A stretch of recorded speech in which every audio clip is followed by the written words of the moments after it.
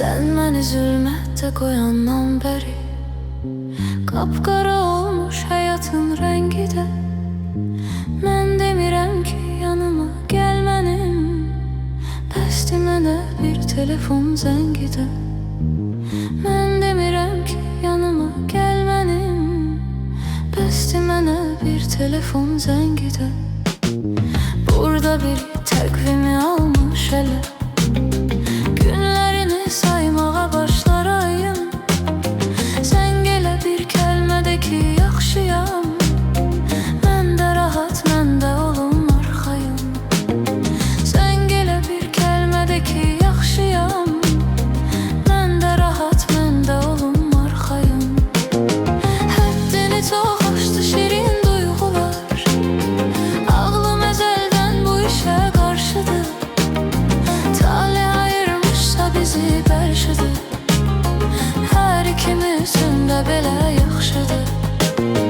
Həddini çox aşdı şirin duyğular, ağlım əzəldən bu işə qarşıdır.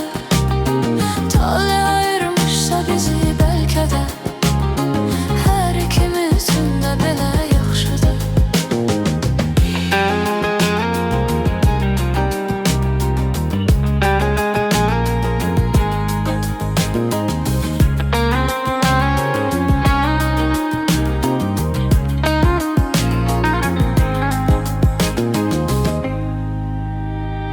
Bəlkə də mümkün deyil heç gəlməyin, bəlkə də bir hadisə var dardasan.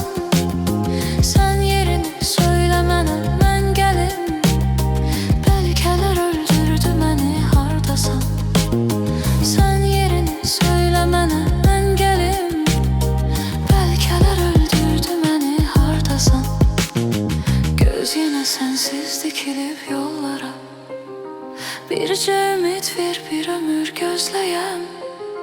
Yıxdı məni həsrətin ay bivəfa, məndə dözüm qalmadı sənsizliyə. Yıxdı məni həsrətin ay bivəfa, məndə dözüm qalmadı sənsizliyə.